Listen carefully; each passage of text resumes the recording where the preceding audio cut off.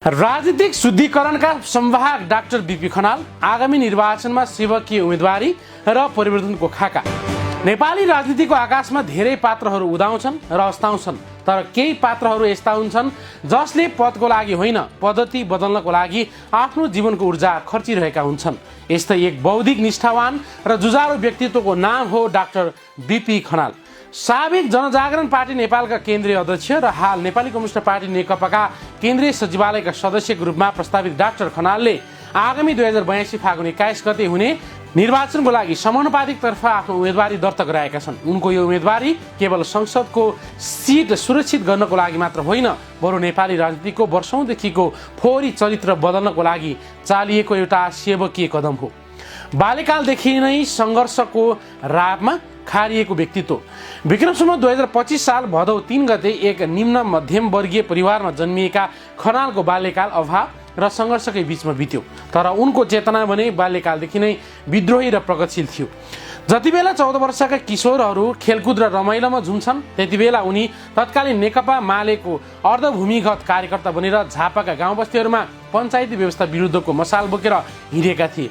प्रहरीको दमन, मण्डलीहरूको त्रास र निरन्तरको लुकामारीका बीच पनि उनले जनतालाई राजनीतिक रूपमा सचेत बनाउने कार्य जारी राखे। पार्टीको कामको लागि उनले कैयौं पटक आफ्नो पढाइ बीचमै रोक्नु पर्यो। 2046 सालको जनआन्दोलनमा उनी राजधानी घेर्न काठमाडौँ छिर्दा एउटा स्पष्ट लक्ष्य थियो, देशमा प्रजातन्त्र र जनताको शासन ल्याउने। अवसरवाद विरुद्धको विद्रोह र भौतिक पुनर्जागरण। अवसरवाद विरुद्धको विद्रोह र बौद्धिक पुनर्जागरण। 2046 सालको परिवर्तनपछि झापा फर्किएका खनालले एउटा विरक्त लाग्दो दृश्य देखे। हिजोसम्म लोकतन्त्रको विरोध गर्ने र जनतालाई दुःख दिने काठ तस्कर एवं मण्डलीहरू रातारात काङ्ग्रेस र वामपन्थीका ठूला नेता बनेर मञ्चमा विराजमान थिए। राजनीतिमा मौलाएको यो अवसरवाद र दलाल चरित्र देखेर उनलाई घृणा जाग्यो। फलस्वरूप उनले सक्रिय राजनीतिबाट विश्राम लिने कठोर निर्णय गरे। यद्यपि उनी चुपचाप बसेनन्।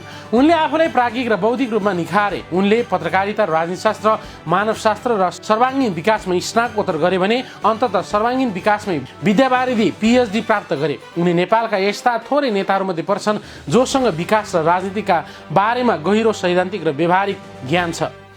जनजागरणदेखि नेकपासम्म एकताको नयाँ सन्देश। लामो समयको बौद्धिक र सामाजिक कर्मपछि उनले 2070 सालमा जनजागरण पार्टी नेपाल मार्फत पुनः राजनीतिमा पुनरागमन गरे। वैकल्पिक र नैतिक राजनीतिको वकालत गर्दै उनले पार्टीलाई 4 वर्ष महासचिव र त्यसपछि अध्यक्षको रूपमा सफल नेतृत्व दिए। तर ससाना शक्तिहरू छरिएर रहनुभन्दा ठूलो शक्ति निर्माण गरी देशलाई निकास दिनुपर्छ भन्ने मान्यताका साथ उनले हालै आफ्नो पार्टीलाई नेपाली कम्युनिस्ट पार्टी नेकपासँग सशर्त एकीकरण गराएका छन्। उनको यो कदम उदार लोकतन्त्रवादी र सच्चा राष्ट्रवादी शक्तिहरूलाई एउटै किताबमा उभ्याउने ऐतिहासिक प्रयास मानिएको छ। डाक्टर खनालका 9 बुँदे कायाकल्प एजेन्डाहरू। निर्वाचनको लागि डाक्टर खनालले अघि सारेका एजेन्डाहरू कुनै खोक र आश्वासन मात्र होइनन्। यी नेपाललाई समृद्ध बनाउने ठोस योजनाहरू हुन्। भ्रष्टाचार मुक्त प्रशासन। नेता मालिक होइन, जनताको सेवक हुनुपर्छ। सरकारी कार्यालयमा हुने ढिलासुस्ती र कमिसन तन्त्रको पूर्ण अन्त्य। निशुल्क र गुणस्तरीय शिक्षा। शिक्षालाई व्यापार होइन, अधिकार बनाउने। प्राथमिकदेखि स्नातक तहसम्म पूर्णतः निशुल्क र वैज्ञानिक शिक्षाको ग्यारेन्टी। सुलभ स्वास्थ्य सेवा। प्रत्येक नागरिकको अनिवार्य स्वास्थ्य बिमा र राज्यद्वारा पूर्ण स्वास्थ्य सुरक्षाको प्रत्याभूति। विशिष्टहरूको सुविधा कटौती। पूर्व राजा, प्रधानमन्त्री वा मन्त्रीहरूलाई दिइने राज्यको ढुकुटीको दोहन रोकेर त्यो रकम विपन्नको उत्थानमा लगाउने।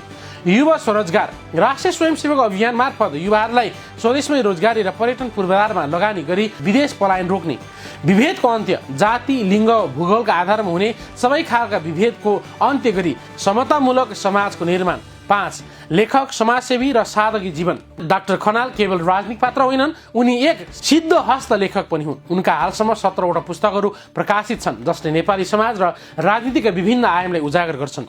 37 वर्षदेखि काठमाडौँमा अस्थायी बसोबास गर्दै आएका उनीसँग न अलिशान महल छ, न त विलासी गाडी। आफ्नो व्यक्तिगत कमाइको ठूलो हिस्सा उनी दिन दुखीका सेवा र सामाजिक कार्यमा खर्चिन्छन्। किन दिने डाक्टर बीपी खनाललाई मत? आजको फोहोरी राजनीतिमा उल्टो दिशातिर पौडिएर शुद्धता ल्याउन खोज्ने आँट डाक्टर खनालले गरेका छन्। उनले स्पष्ट भनेका छन्, मलाई पदको लोभ छैन, म केवल नेपाली जनताको अनुहारमा खुसी र देशको शिर उच्च भएको हेर्न चाहन्छु।